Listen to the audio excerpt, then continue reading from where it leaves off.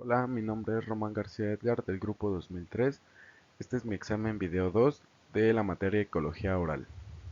Vamos a comenzar con la triada de Paul Keyes, que fue postulada en 1960. Esta es sobre la caries, la cual nos va a decir que la caries se va a dar a tres factores principalmente, que va a ser la dieta, las bacterias o el huésped. La dieta también se puede decir que es el sustrato, el huésped va a ser en este caso el diente, y pues bacterias son los microorganismos. Sin embargo, en 1980 se le va a agregar a la tríada el tiempo, que va a ser muy importante. Tenemos también otra cosa muy importante que recalcar, es que un microorganismo en presencia de sustrato logra afectar el diente. Es decir, que un microorganismo, una bacteria, si tiene sustrato, es decir, si tiene alimentos, va a afectar al huésped, en este caso que va a ser el diente. Y tenemos otro punto importante, que es que la caries es una enfermedad multifactorial que no cumple los postulados de Koch. Estos postulados los vamos a ver posteriormente. ¿Por qué no los cumple? Ya que se observó que aún en presencia de Streptococcus mutans, algunos pacientes no tienen caries y en otros con caries no tenían ese mutans. Continuamos con los postulados de Koch, los cuales se formularon en 1890 y se postularon para establecer la etiología infecciosa de las enfermedades. Estos son cuatro postulados. El número uno es que el agente patógeno debe estar presente en los animales enfermos y ausente en los sanos. El número dos es que el agente se debe de cultivar en forma pura a partir de una muestra del animal enfermo. El 3 es que el cultivo anterior debe provocar una enfermedad en un animal sano inoculado. Y el 4 es que el agente debe ser aislado de los animales inoculados en el paso anterior. Como mencioné, pues estos postulados se dieron o se establecieron principalmente para dar la etiología infecciosa de las enfermedades.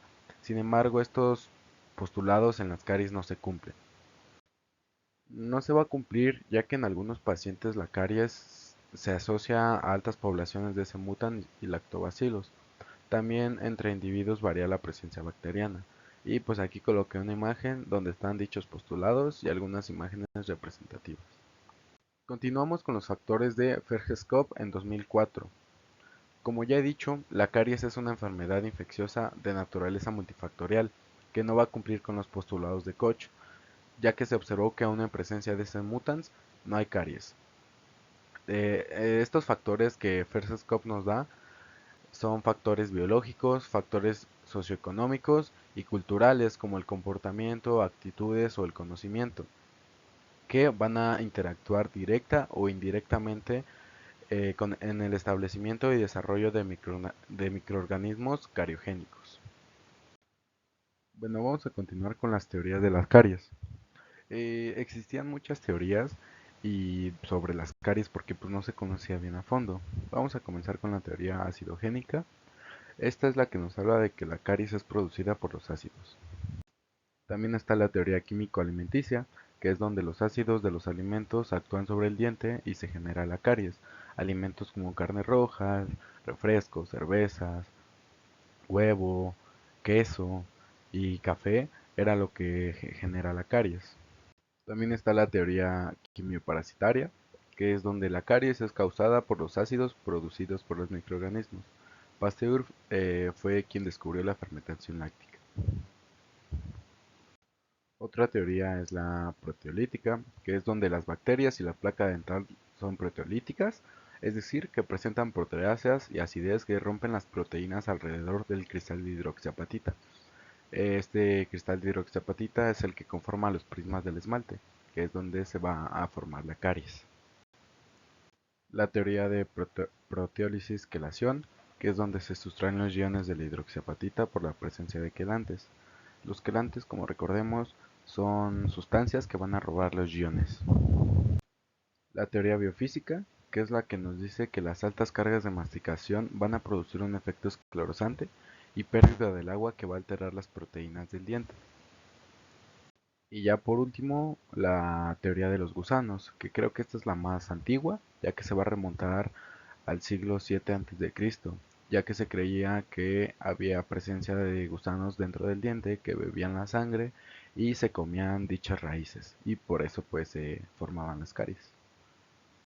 Ya que estamos hablando de caries, necesitamos saber que también hay tipos de caries, como lo es la primaria, que se va a dar en un diente sano, la secundaria o recurrente, que se va a dar en la interfase de esmalte y restauración, es decir, por ejemplo, cuando a lo mejor colocamos una resina, una amalgama y no se coloca bien o no se obtura bien, va a quedar un espacio entre esa restauración y el diente, y por aquí va a haber una microfiltración, es decir, que va a haber paso de alimentos, microorganismos y pues va a formar la caries. La residual, que es la caries que no fue retirada en una preparación de una cavidad obturada, es decir, cuando pues, estamos haciendo una preparación y estamos quitando caries, si no quitamos bien a lo mejor un punto de caries o no lo eliminamos por completo, pues esta va a volver a proliferar.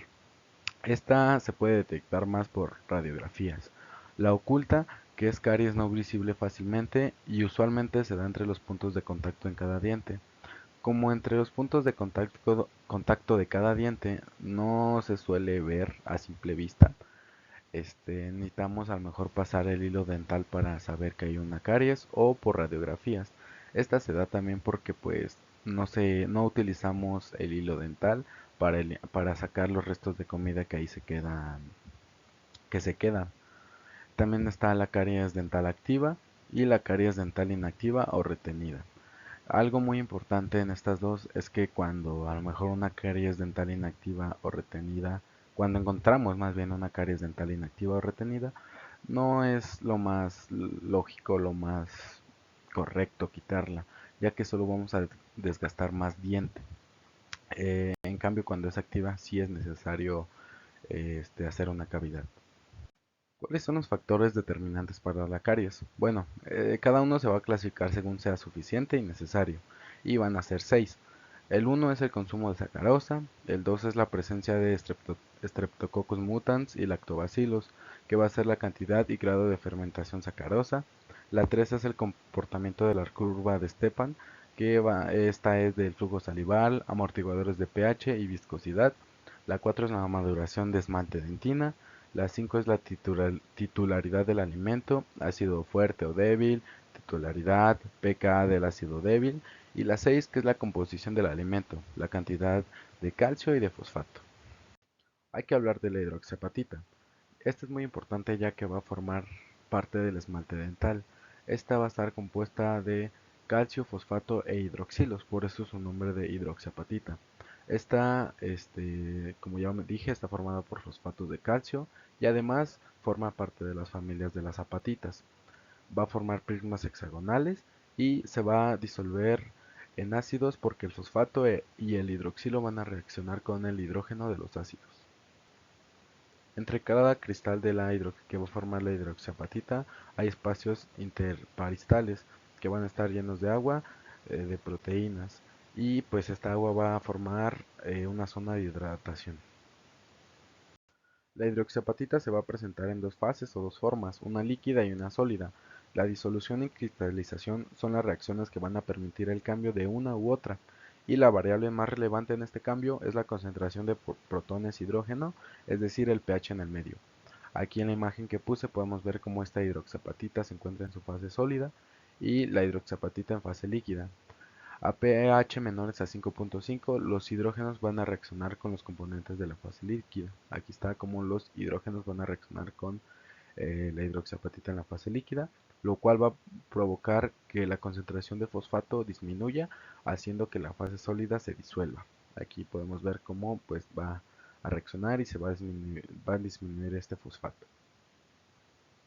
Sin embargo, entre la fase sólida y líquida debe de haber un equilibrio, el cual es inherente a ella, lo que va a significar que siempre entre estas dos fases vaya a haber una relación entre las concentraciones, lo cual va a ser una constante. Este equilibrio de fases en la reacción está determinado por el producto de actividad iónico, IApH, el cual es el producto de multiplicar las concentraciones de los iones de la fase líquida. Aquí podemos ver en esta imagen que puse cómo está el IApH multiplicando la concentración de iones, y pues este valor se encontró por varios experimentos y matemáticas. Esta concentración indica la cantidad de iones necesarios para que la reacción esté en un equilibrio. Indica que no hay disolución ni precipitación de la hidroxiapatita. Vamos a hablar un poco acerca de ácidos. El ácido es una sustancia con capacidad de donar protones hidrógeno. En cambio, una base es una sustancia con capacidad de recibir protones hidrógeno. Como podemos ver en esta imagen, está un ácido fuerte y un ácido débil, donde el A va a ser la base y HA es el ácido. También está un ácido débil, como podemos ver en la imagen, que es aquel que se disocia poco y está más presente como HA, como podemos ver aquí, está HA. Y un ácido fuerte es aquel que se disocia mucho y está más presente como H más A. Este se va a disociar mucho.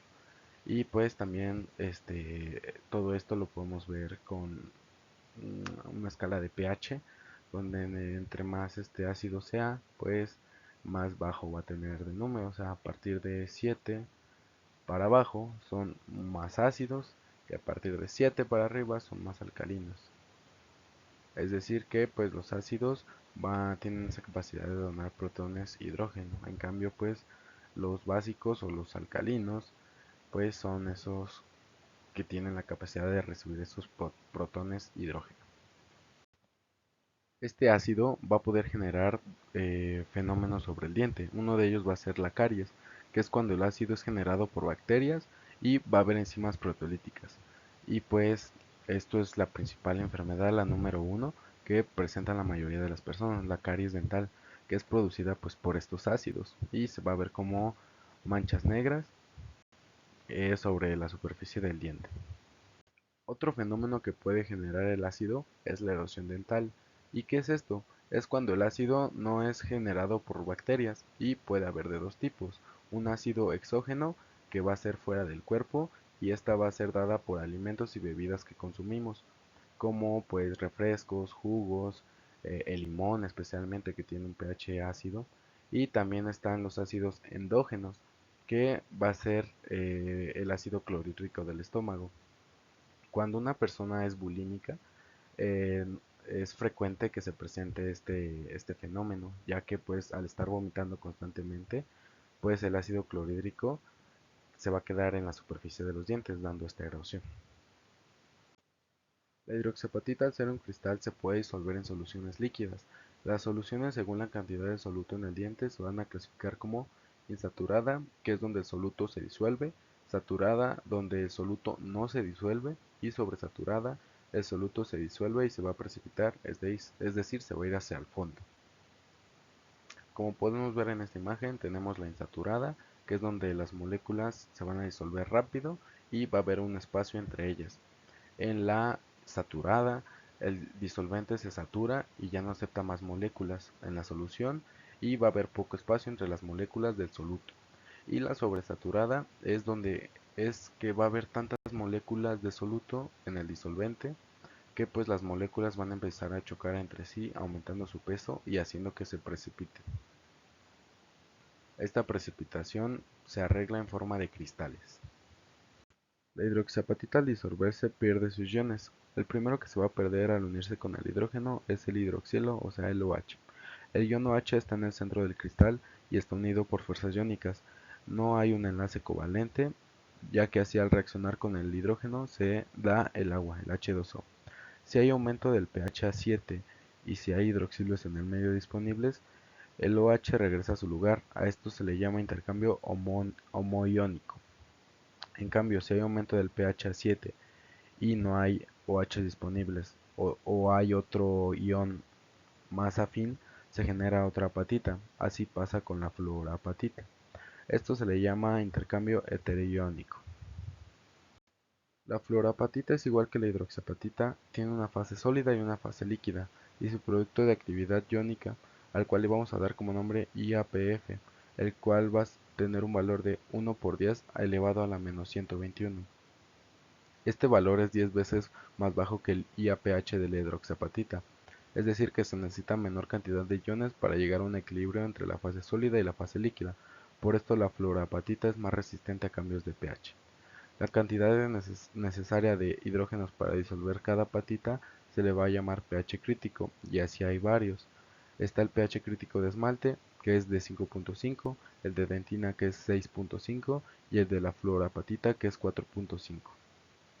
Por cada unidad de pH que baje, la solubilidad de la apatita aumenta 10 veces.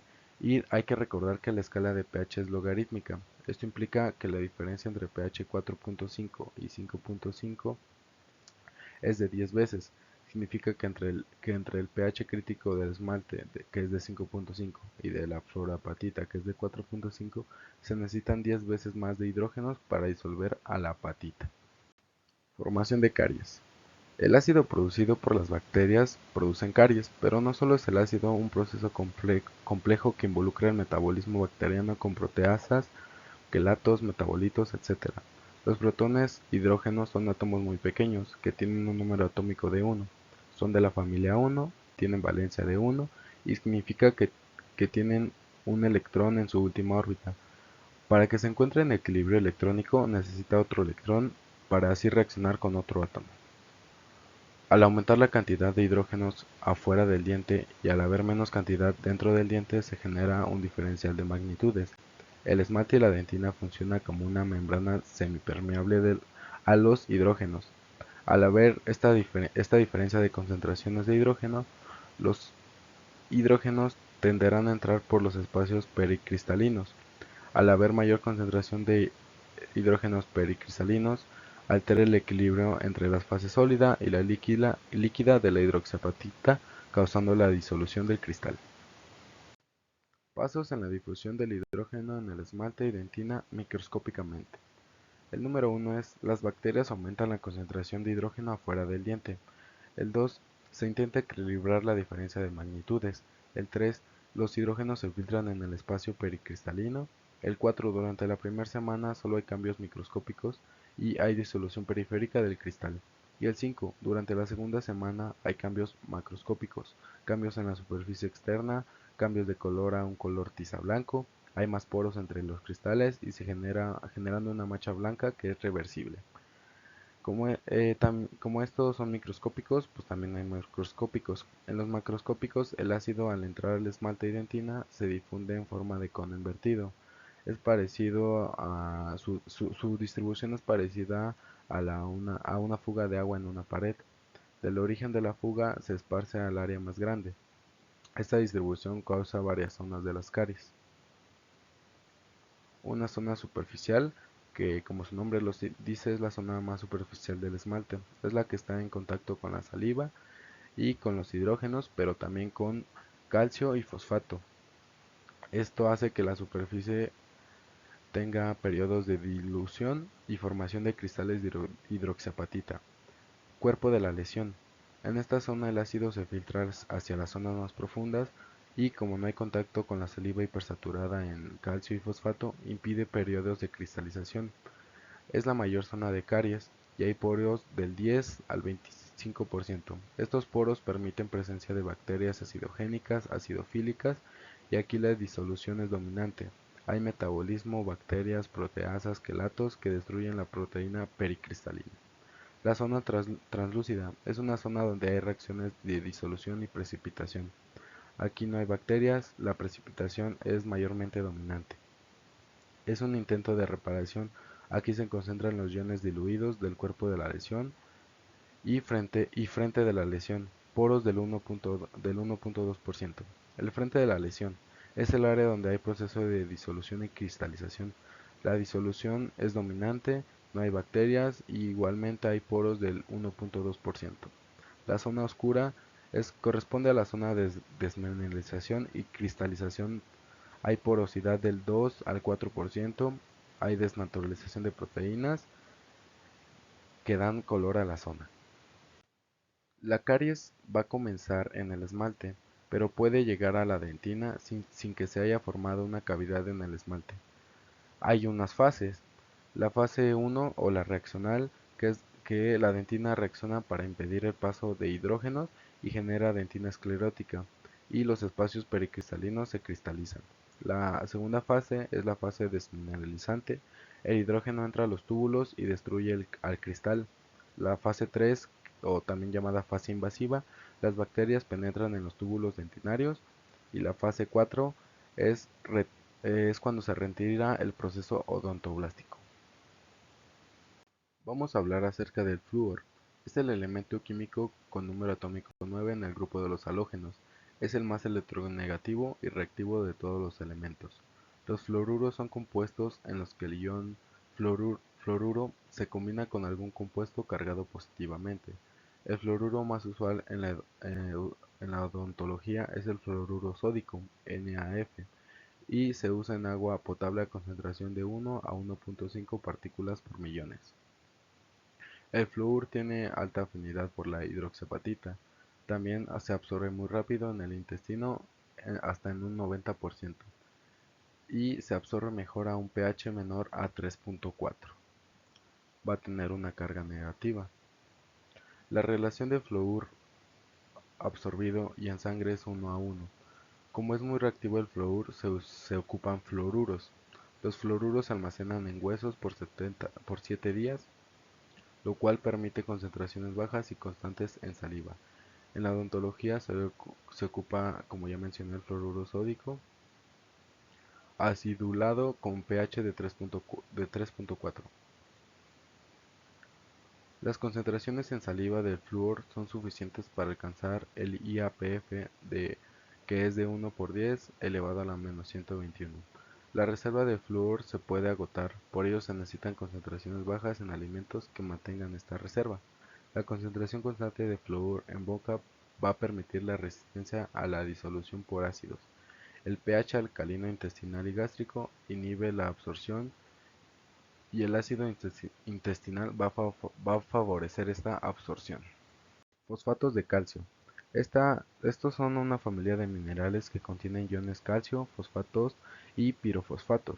La formación de esos cristales se va a dar en soluciones hipersaturadas, que como ya mencioné, de calcio y fosfato, y dependiendo de la presencia de otros minerales o elementos van a generar otros minerales.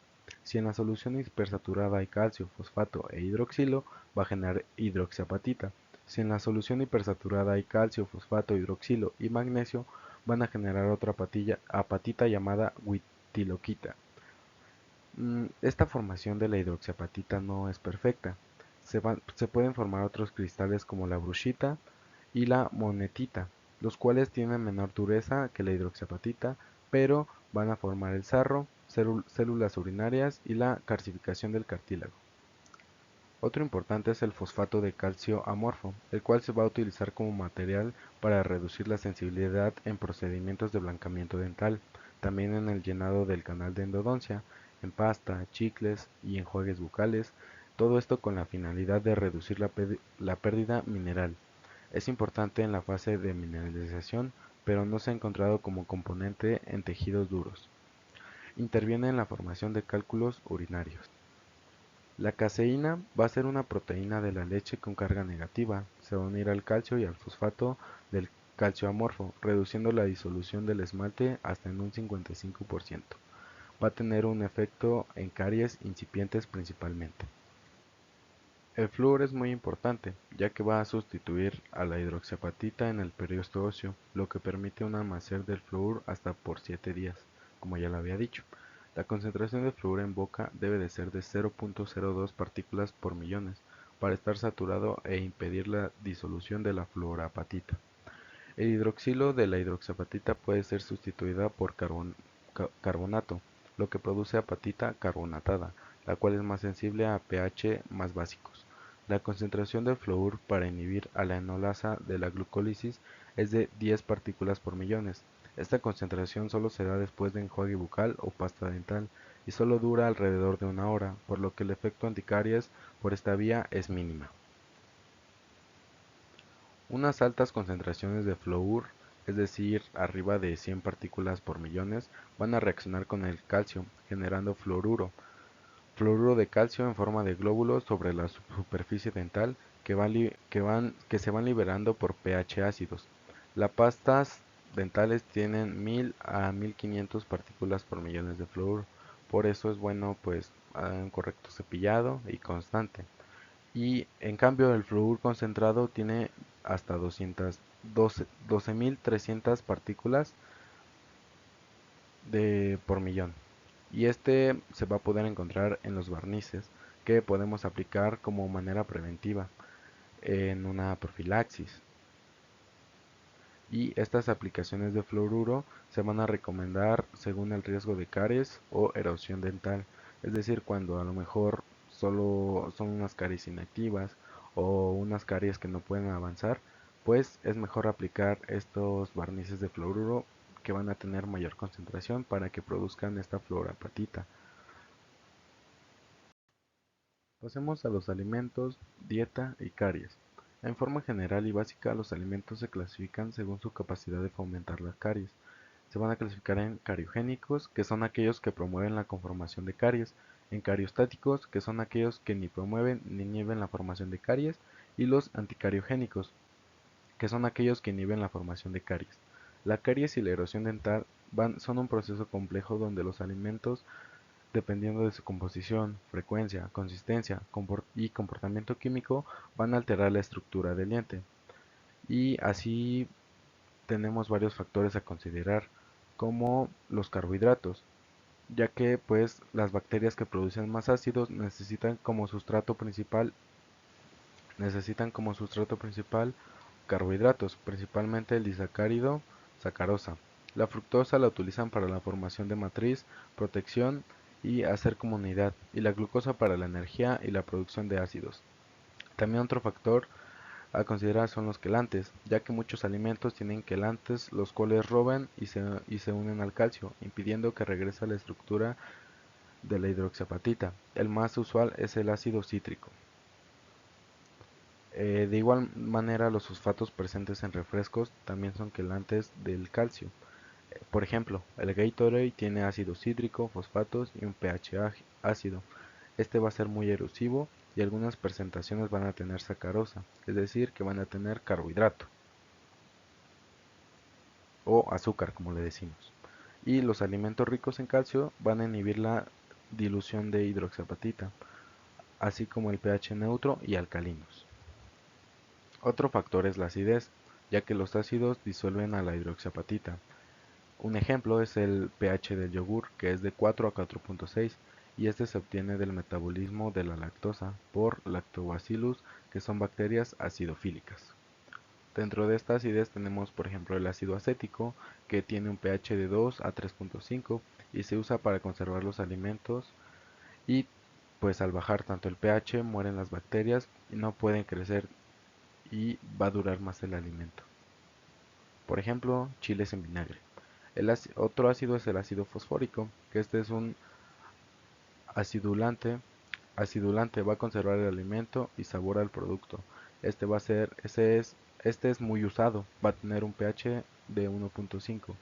El ácido maleico, málico o tartárico se va a encontrar en varias frutas, como mangos, tomate, uvas, maracuyá, también en vino, tamarindo, piña, mora.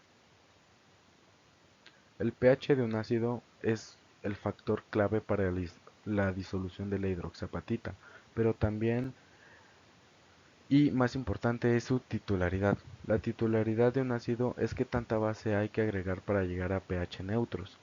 Por ejemplo, el té de limón tiene un pH de 3.3, tres veces más base necesaria para pH 7. El té de casis tiene un pH de 3.2. Al necesitar más base el té de limón para llegar a pH 7, la boca necesita más tiempo para neutralizar el proceso de disolución de hidroxiapatita. Los refrescos a frutas más ácidos. Los patrones de consumo de azúcares son establecidos en edades muy tempranas. Los sabores dulces van a provocar una gran cantidad de neurotransmisores en el cerebro que está preprogramado para buscar alimentos ricos en glucosa, ya que esta molécula es la principal nutriente para el cerebro. Por ello, no se recomienda el uso de sabores intensos artificiales en edades tempranas, ya que modifican patrones cerebrales por el resto de la vida. El uso de pastas infantiles por su sabor altamente dulce puede hacer que el niño busque solo sabores relacionados. Por eso no es recomendable eh, desde niño darles pastas dulces. También se debe de observar el número y grado cariogénico de los alimentos y bocadillos entre comidas, qué tanta cantidad y con qué tanta frecuencia lo hace. También la concentración de la sacarosa. Se debe de eliminar el azúcar de la cavidad lo más rápido posible. La cantidad de agua en los alimentos, entre más agua va a haber más protección. Todo esto es en niños, ¿vale? La composición de la comida, si tiene más fosfatos y calcio va a haber más protección, igual si tiene grasa o proteínas. La titularidad del alimento, esto es muy importante. Como ya dije, es la cantidad de base que se debe de agregar a un ácido para llegar a pH 7. Hay alimentos que van a necesitar mucho más base, por lo, por lo tanto el tiempo que permanece el pH crítico en boca es mayor y pues en niños que apenas van erupcionando sus dientes pues es muy crítico, ¿vale? Se debe de considerar también el pH del alimento y la dieta deberá tener 55% de carbohidratos complejos. El azúcar de mesa es sacarosa, el cual es un carbohidrato simple. Se recomienda máximo 10% y en forma ideal 0%. La OMS indica que la caries no sucede por debajo de consumo per- per capital, per capital anual de 10 kilogramos por individuo. Estos son 30 gramos por día. Es decir, que pues 30 gramos por día podemos consumir. Si aumenta a 15 kilogramos, hay caries significativa. Un refresco de 600 miligramos como un Sidral Mundet tiene 63 gramos, un Fuze Tea 75 gramos, una Pepsi 68 gramos y una cola 63 gramos de azúcar. Por lo que pues no es tan recomendable dar a niños pues a temprana edad todos estos alimentos. Si hay desnutrición en los periodos de formación dentinaria, puede haber alteraciones en el desarrollo y retraso en la erupción. La deficiencia más usual es la falta de vitamina A, D y fósforo. La malnutrición proteica calórica provoca disminución de inmunoglobulinas. Las proteínas aumentan la capacidad de buffer en la saliva, por eso es bueno pues dar alimentos ricos en proteínas. Un paréntesis importante que voy a hacer aquí es que el alcohol no es erosivo al diente, pero puede irritar al estómago, producir reflujo o gastritis, y este ácido clorhídrico se puede dar como gas en la boca, dando una erosión. Va a depender mucho de la frecuencia y el tiempo. La composición, consistencia, adhesividad va a provocar que se mantengan cambios de pH críticos en la boca. La frecuencia entre más es lesivo, aunque sea igual el tiempo, así 3 minutos o 3 veces al día es peor que una vez 9 minutos.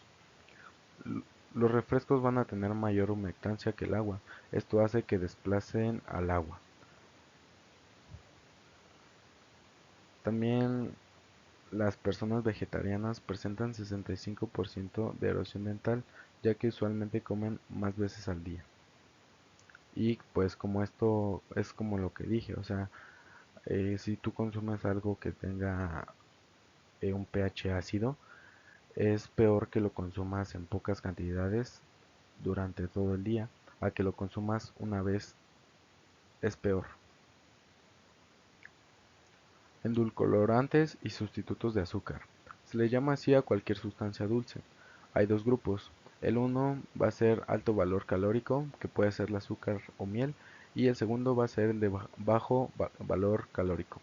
También se puede clasificar por su origen, de natural o artificial, y también por su dulzura. Un endulcorante de baja intensidad o un endulcorante de alta intensidad.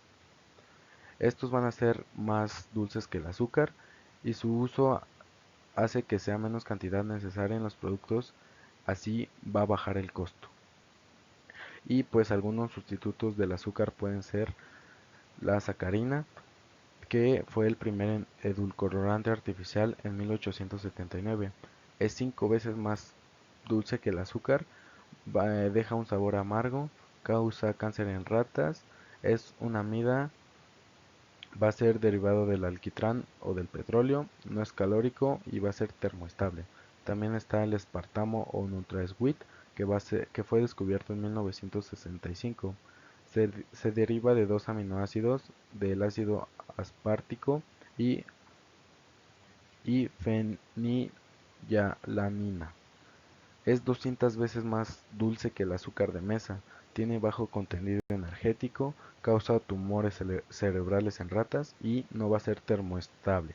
También tenemos la sucralosa, que es conocido como esplenda. Este es 600 veces más dulce que el azúcar. Es derivado de la sacarosa que sustituyen 3 hidroxilos por 3 átomos de cloro. Es termoestable y casi no se va a absorber. La mayoría es excretada. También está el sorbitol, el cual es un polialcohol de azúcar de 6 carbonos. Es 1 a 0.6 más veces más dulce que el azúcar. Por ello a veces es necesario usar más compuesto. Va a producir 2 calorías por gramo. Este no puede ser metabolizado por bacterias bucales y va a ser de absorción lenta en el intestino y provocando diarreas. El xilitol es un polialcohol que de 5 carbonos se va a obtener de la silosa en la madera del abedul, produciendo 2 calorías por gramo. No puede ser metabolizado por bacterias bucales, igualmente que el sorbitol. Tiene el mismo valor dulzor que el azúcar y es laxante. Y ya por último la stevia, que es una planta que significa hierba dulce. El gusto de stevia tiene un comienzo lento y de duración larga que el azúcar, dando un sabor amargo. Tiene hasta 300 veces más dulzor que el azúcar de mesa. Es un compuesto de glúcidos y no es fermentable por bacterias bucales. ¿Qué es la ventana de infectividad?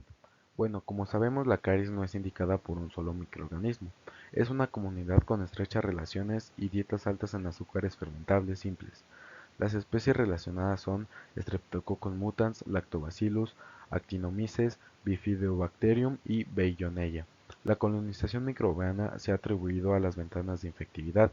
Estos son tiempos en que la boca adquiere determinados microorganismos a ciertas edades infantiles.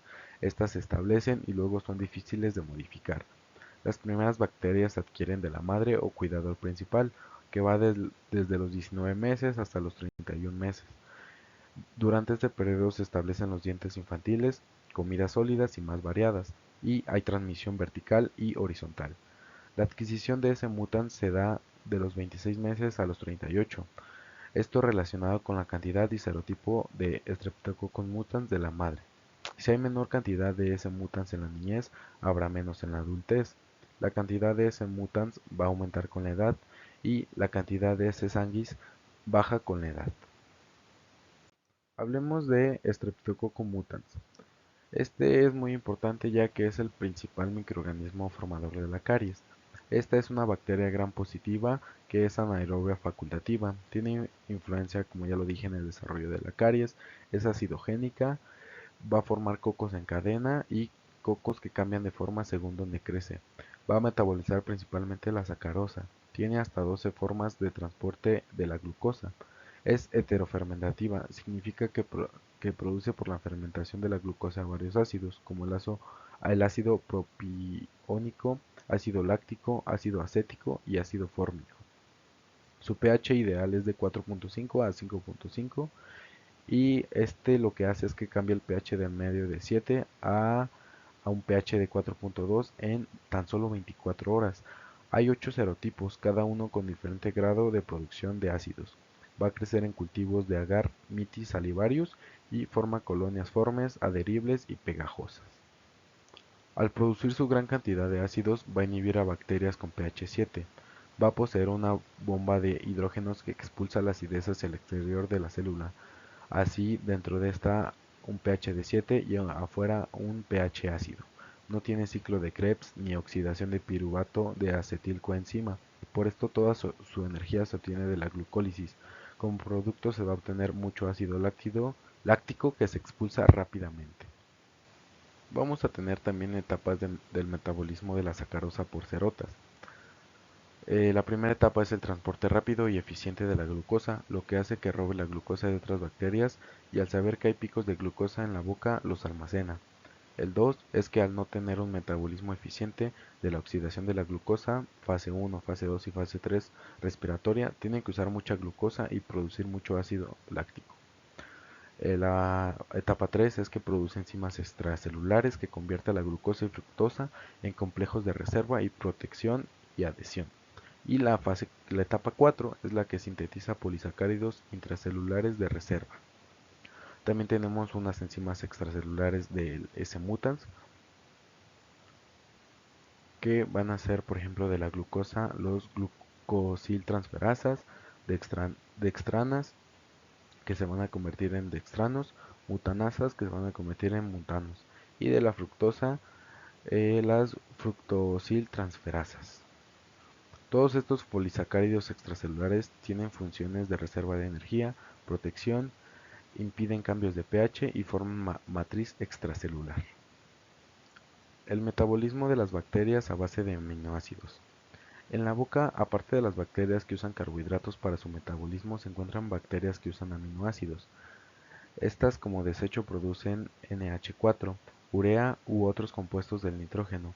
Estos compuestos elevan el pH, lo que lo hacen más básico y por ello se han relacionado mayor metabolismo de nitrógeno con menos prevalencia de caries, pero mayor formación de cálculo. También están los microorganismos urea positivos, que son organismos que producen ureasa. Estos principales son Streptococcus sanguis, Streptococcus gordoni, Streptococcus salivatius, los cuales van a usar aminoácidos en su metabolismo, los cuales van a contribuir a la alcalinización de la placa a través de la generación de amonio a partir de la arginina y urea. Este metabolismo de urea se inactiva a pH menor a 4 y la arginina está presente en la saliva al igual que en la urea. Otro microorganismo que es importante hablar es de los lactobacillus, que son bacilos gram positivo, son anaerobios facultativos y van a habitar en el humano, en el sistema intestinal, urinario y la piel. Producen ácido láctico, esto es que va a acidificar el medio impidiendo que las bacterias patógenas crezcan. Tiene poca afinidad a la superficie dental y en la caries es un invasor secundario. Su pH óptimo es de 5 a 4, es decir que es acidofílico. Va a predominar en etapas avanzadas de la lesión cariogénica y va a usar la sacarosa para su metabolismo. Se va a adherir poco, produce menos polisacáridos extracelulares y va a necesitar otras bacterias que produzcan su pH necesario y polisacáridos para adherirse, como lo es el S-mutans. Es decir que los lactobacilos necesitan al S-mutans. Se unen por unión física en las cavidades o ranuras de los dientes. Para estos dos, para el Lactobacillus y el S-mutans, existen pruebas microbiológicas, que es donde se miden los niveles de estos dos. Actualmente se consideran útiles para predecir quién tendrá caries. Se van a cuantificar en tres niveles: los de bajo riesgo, que es menor a 250.000, los de moderado, que es de 250.000 a 500.000, y los de alto, que es de 500.000. ¿Qué es la evolución acidogénica bacteriana? Esta nos habla de que ya formada la película adquirida, las primeras bacterias son S. mitis, S. oralis, S. sanguis, que van a tener adhesinas de alta afinidad a la película adquirida. Van a ser gram positiva y les gusta el pH de 7. A las 48 horas se crean condiciones acidogénicas. El metabolismo de las anteriores van a generar receptores para B-ionello y bacterias metabólicamente más activas. Van a utilizar carbohidratos. Se van a generar invasiones de S-mutans que va a utilizar mucho la glucosa. La acidez va a matar las primeras bacterias, va a generar matriz extracelular que va a impedir cambios de pH y va a ser un medio más pobre en oxígeno. La acidez genera microcavidades en el diente llenas de matriz de glucanos, levanos, dextranos, todo esto de S-mutans, con un pH alrededor de 6 a 5. Va a llegar Lactobacillus y va a utilizar las reservas de S-mutans. Lactobacillus va a resistir menor pH, es decir que va a bajar a 5 a 4 matando algunos mutants y el resto de las bacterias, y se va a destruir mucha hidroxiapatita. No va a haber contacto con solución hipersaturada de calcio y fosfato y buffer, así que se va a generar caries cavitarias. ¿Cómo se puede hacer un control de la caries? El control de la caries se hace por dos medios, uno químico y uno mecánico. Los químicos son sustancias como el flúor, sustitutos de azúcar, caseína, detergentes y buffer. Y por la parte mecánica está el cepillado. Si hay un buen cepillado, se va a controlar muy bien la caries. Y también, por ejemplo, si hay unas visitas periódicas al dentista donde nos hagan una profilaxis, donde nos apliquen fluoruro o donde apliquen un barniz de fluoruro, pues todas estas caries van a estar controladas. Periodontitis. La periodontitis es un proceso inflamatorio producido por ciertas bacterias que van a afectar al tejido de sostén de los dientes. Van a afectar a la encía, al hueso alveolar, al cemento y al ligamento periodontal. Las bacterias van a ser esenciales para el inicio de esta periodontitis, pero la evolución, gravedad y factores modificadores como la respuesta inmunitaria, la diabetes, tabaquismo, etc., van a ser también esenciales para la periodontitis. No hay evidencia que la periodontitis sea contagiosa. El desarrollo de la gingivitis y periodontitis desde tejidos sanos es un ejemplo de la sucesión microbiana, así como la interacción de especies y su hábitat. La microbiota asociada al periodonto sano son gram positivo, cocos y anaerobios facultativos en un 85%, y las principales especies son S. sanguinis, Actinomyces viscosus y Actinomyces naeslundi. Hablando referente de la microbiota asociada a la gingivitis, va a haber un aumento del espesor de la placa. De la microbiota compleja van a llegar a gram negativo con el predominante de gram positivo. Y asociado a la microbiota de la periodontitis crónica van a ser anaerobios en un 90%, gram negativo en un 60%, espiroquetas en un 30% y va a haber escasos cocos. La gingivitis de la periodontitis puede ser agravada por hormonas esteroides, que van a aumentar en la pubertad y en el embarazo. Los anticonceptivos también aumentan la cantidad de progesterona y estradiol. Probotella va a usar estas hormonas como sustituto de vitamina K y así la prebotella se va a activar.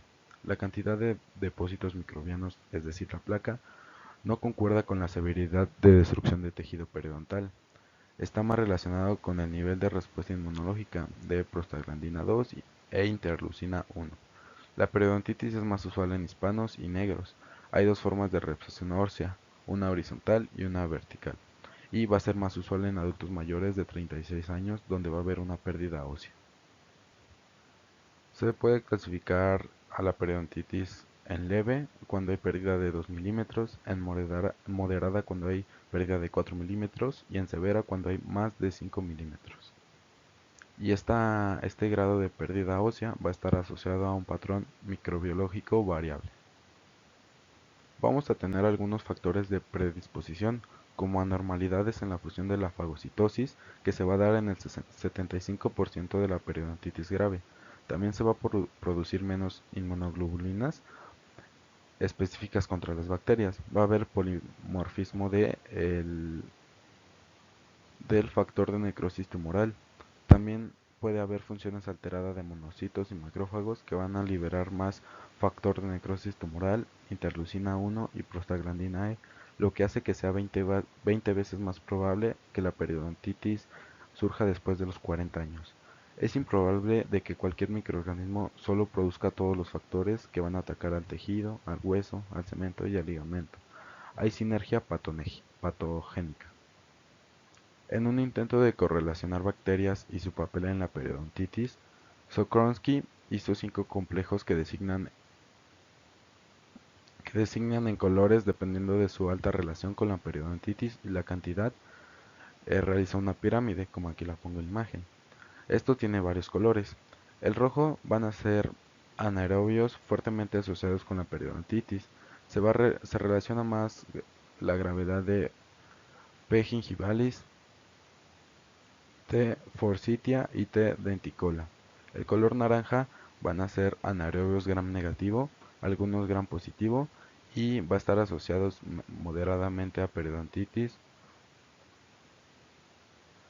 la P intermedia y la F nucleatum. El color amarillo van a ser bacterias que pueden coagregar y se va a asociar mitis, gordini y sanguis. El color verde van a ser bacilos gram negativo, que son anaerobios facultativos. Aquí podemos encontrar a C. gingivalis, C. sputogena y por último el color púrpura van a ser gram negativo y gram positivo, van a ser cocos principalmente y van a ser los colonizadores primarios. Tienen asociación baja y aquí podemos encontrar Actinomyces y Billonella. Los microorganismos en la base de la pirámide son colonizadores tempranos de la superficie del diente. Los que están en el vértice son más patógenos y son más relacionados con la periodontitis. Entre los individuos se puede presentar muchas o algunas secciones de los complejos en tejido sano. Hay mayor frecuencia de microorganismos sin rojo y sin naranja. Una bacteria relacionada con periodontitis se coloca sin grupo. Esta es Actinobacillus actinomycetamcomitans, ahora conocido como Aggregatibacter actinomycetamcomitans. La metaloproteinasa es una enzima proteasa que va a romper proteínas. Va a necesitar átomos de zinc o cabello como cofactor. Pueden romper colágeno entre las células y van a participar en la curación de heridas o altos niveles de asociación a cáncer. Las bacterias periodontales causan una respuesta inmunológica al modificar las proteínas del tejido que tiene el aminoácido arginina en citrullinas. Este cambio va a alterar la tolerancia inmunológica y ahora esas proteínas modificadas son reconocidas como extrañas, lo que activa neutrófagos, macrófagos y ametaloproteinasas contra el propio tejido. Ahora bien, ¿cómo va a ser el proceso inflamatorio? Bueno, las bacterias y sus productos van a interaccionar con el epitelio de unión y penetran el tejido conectivo. Las bacterias van a cambiar argininas por citrulinas en los tejidos, lo cual va a activar el sistema inmune.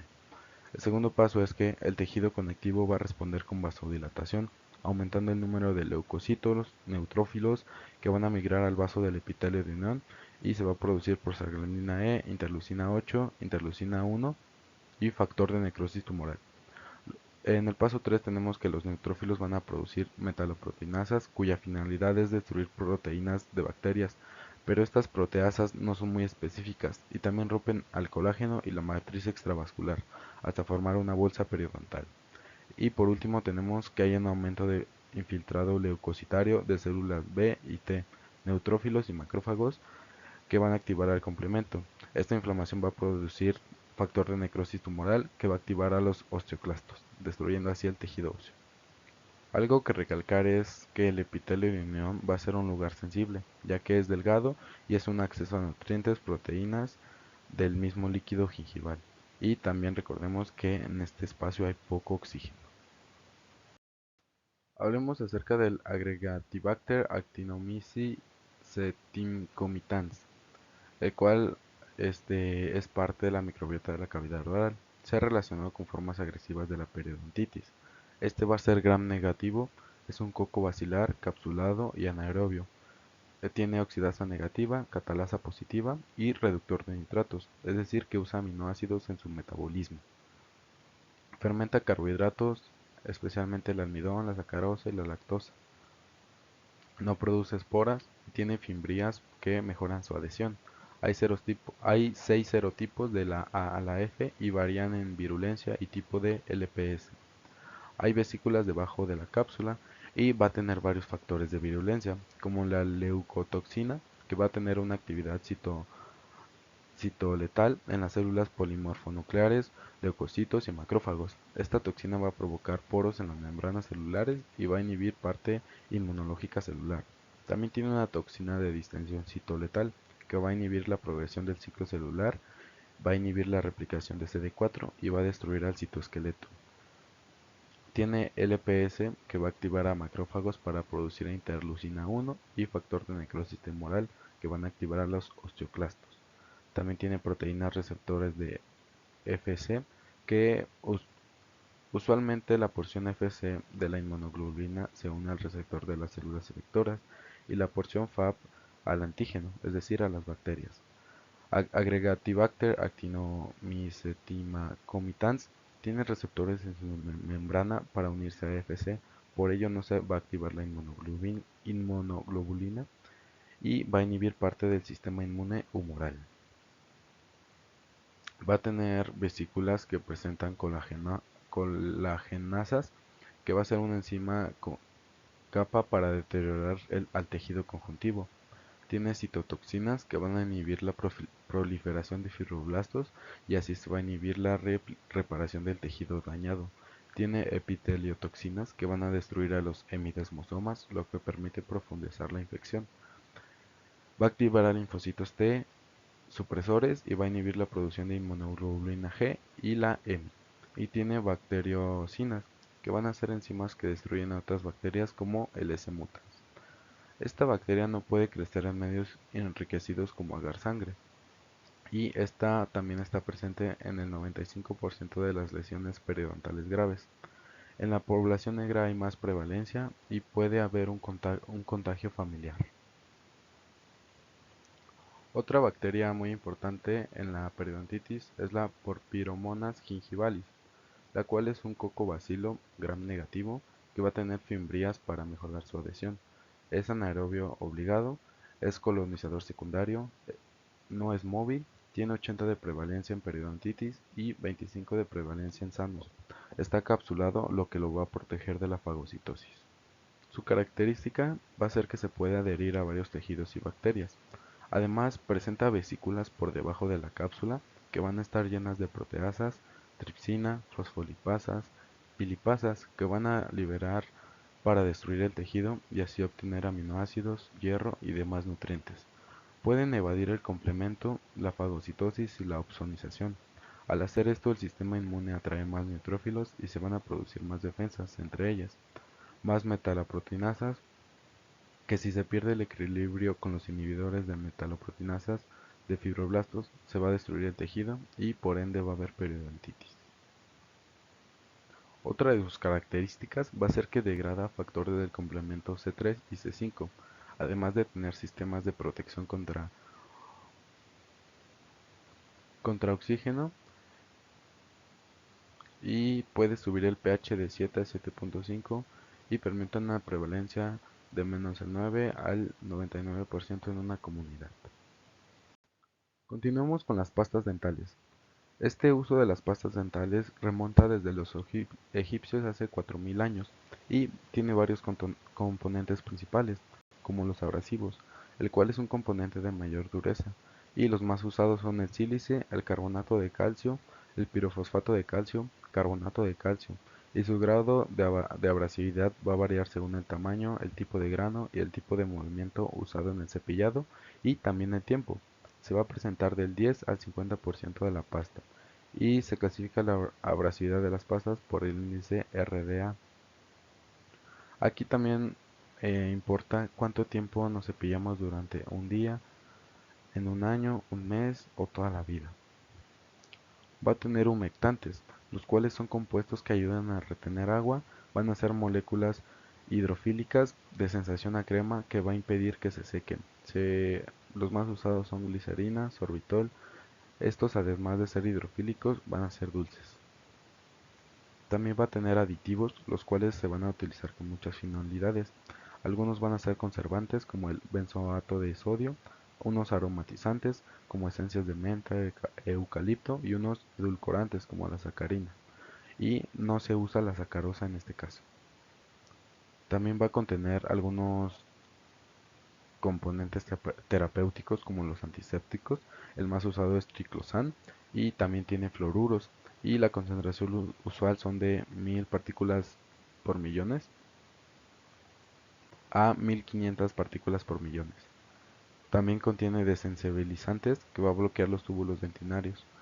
En este entra el cloruro de estroncio al 10% que va a formar cristales que bloquean el túbulo, el nitrato de potasio que provoca despolarización de la fibra nerviosa, lo que va a inhibir el dolor. Y también va a contener inhibidores de sarro, principalmente esquelantes de calcio, pirofosfato que va a disminuir 25% de sarro, la vitamina C que va a inhibir la cristalización, el sodio hexametafosfato que va a ser quelante del calcio y fitatos que van a inhibir la cristalización de bruchita e hidroxiapatita. También va a contener detergentes como el laurín sulfato que va a producir la espuma y bicarbonato de sodio que va a regularizar el pH a 7. Algo muy importante de recalcar es el término de sustantividad. ¿Qué es la sustantividad? Es la capacidad de un agente a unirse a distintas partes de la boca, lo cual le permite que se libere gradualmente en su forma activa. Casi todos los agentes en la boca tienen sustantividad corta.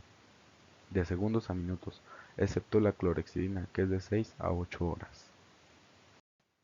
¿Qué es la nicotina? La nicotina es un alcaloide lipofílico presente en varias plantas como veneno contra insectos. Se creía que en su consumo protegía de enfermedades, lo cual es completamente incorrecto. Es una sustancia psicoactiva adictiva, que va a ser análoga de la acetilcolina.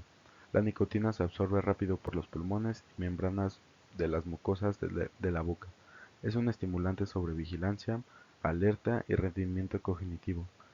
La nicotina se ha relacionado con la periodontitis y va a disminuir la actividad de neutrófilos y macrófagos. Además de disminuir quimiotaxis y fagocitosis, va a aumentar bacterias anaerobias y aumentar la prostaglandina E, va a disminuir la actividad de fibroblastos y la producción de colágeno, va a inhibir la revascularización y la producción de inmunoglobulinas por linfocitos B y sobre todo va a aumentar la producción de metaloproteinasas. ¿Qué es el sarro dental? El sarro dental se forma por capas de nucleación heterogénea y crecimiento cristalino. Tiene 37% de fosfato octacálcico en las capas externas. En las capas internas hay hidroxiapatita. En sarro nuevo hay brushita. Se da por mineralización de placa bacteriana a los 12 días de no haber cepillado. Hay personas altas formadoras de concentraciones de calcio en la saliva, colesterol, ácidos grasos, bacterias filamentosas y la muerte de bacterias funciona como semillas de nucleación. También se inicia la mineralización con Corynebacterium matruchoti, el cual es un bacilo gram positivo. Al haber inflamación de las encías, va a aumentar la presencia de macrófagos y neutrófilos, los cuales van a producir osteopontina que se va a unir al calcio, y todo esto se ha relacionado con el aumento del sarro. El cambio de pH puede generar precipitación del calcio y fosfato de la saliva, y el aumento de pH se da por varios factores, como la anhidrasa carbónica salival, que va a inducir la pérdida de dióxido de carbono, cambiando el buffer del bicarbonato y aumentando el pH. Al haber mayor flujo salival, va a aumentar la anhidrasa carbónica. También tenemos a la ureasa bacteriana, la cual es una enzima de las bacterias que va a utilizar aminoácidos en su metabolismo y va a producir amoníaco que aumentan el pH. Tiene amilopectina, que es un componente ramificado de almidón y otros carbohidratos. No va a ser soluble en agua y va a activar semilla de cristalización, igual para lípidos como colesterol, ácidos grasos y triglicéridos. El fumar también es factor que se ha relacionado con menos sarro y no se sabe el proceso. Contiene pirofosfatos, que son quelantes del calcio y va a impedir altas concentraciones de calcio, por lo que va a inhibir la cristalización. Fitatos, que son componentes en vegetales, semillas y fibras y van a ser quelantes. Tiene una parte digerible de las fibras y va a inhibir la formación de brushita e hidroxiapatita. Y también contiene mucina, que es una proteína de alto peso molecular que forma geles, va a dar aspecto de moco a la saliva y secreciones para la lubricación. Y se ha visto que se relaciona con el sarro al permitir que los cristales se unan al diente.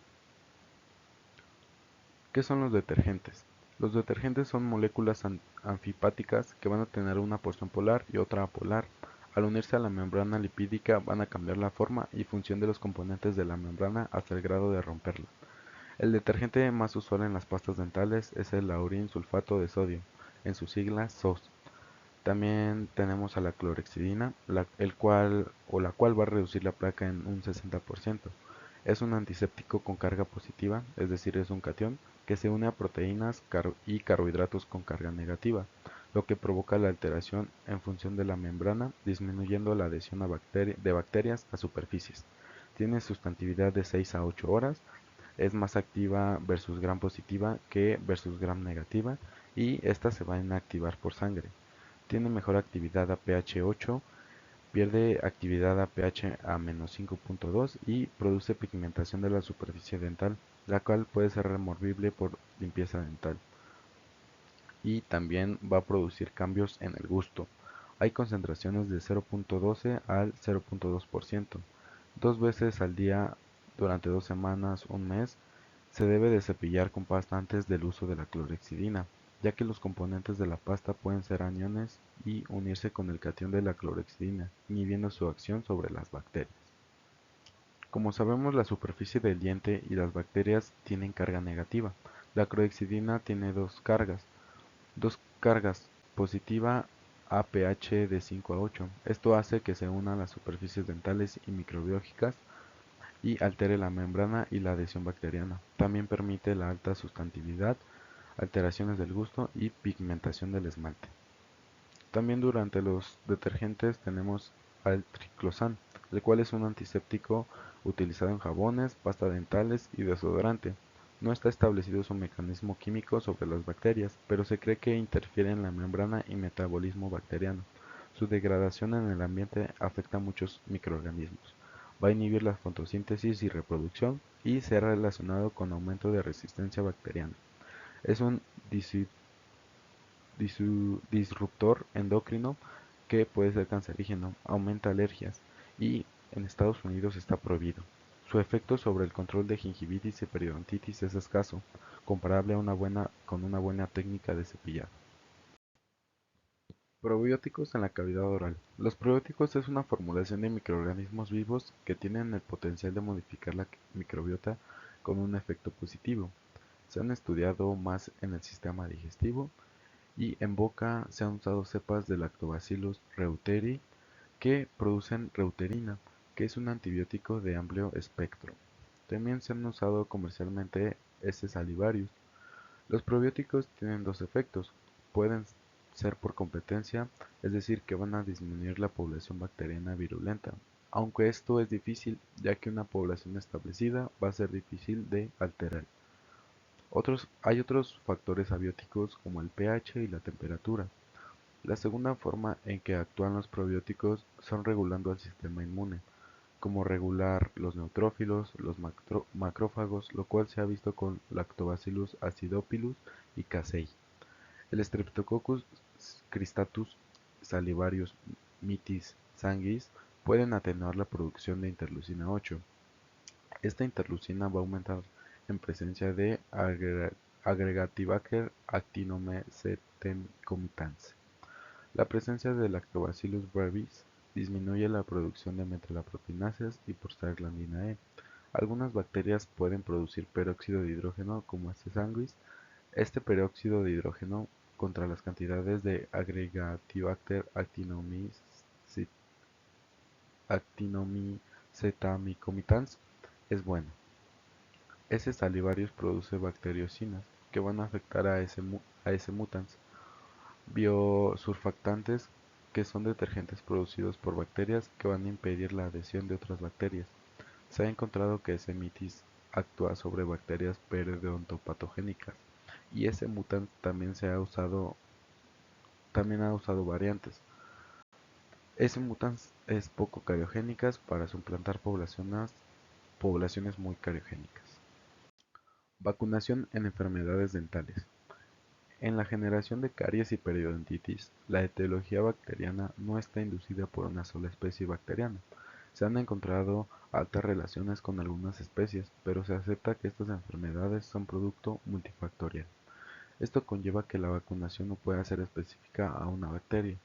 Además, en la boca el sistema inmune humoral no está asequible. Se han usado vacunas contra S. mutans en sus componentes específicos de adhesión, pero puede inducir problemas inmunológicos como una fiebre reumática. Además, la mayoría de las caries puede ser controlada con la disminución de carbohidratos refinados y una buena técnica de cepillado. Esto en teoría es más económico y más efectivo que la vacunación contra una especie específica. En un proceso complejo como la caries. La efectividad de la mayoría de las vacunas contra la influenza, por ejemplo, es del 56%, en la varicela es del 80%, en la hepatitis A es de 85%. Además, la caries tiene muy bajo índice de mortalidad, por lo que el costo, beneficio y efectividad es inconveniente. Y se han modificado plantas genéticamente para producir anticuerpos contra S. mutans. Esta administración sería temporal, dando protección de 1 a 3 meses. Así concluyo mi video, muchas gracias por su atención y espero le haya gustado.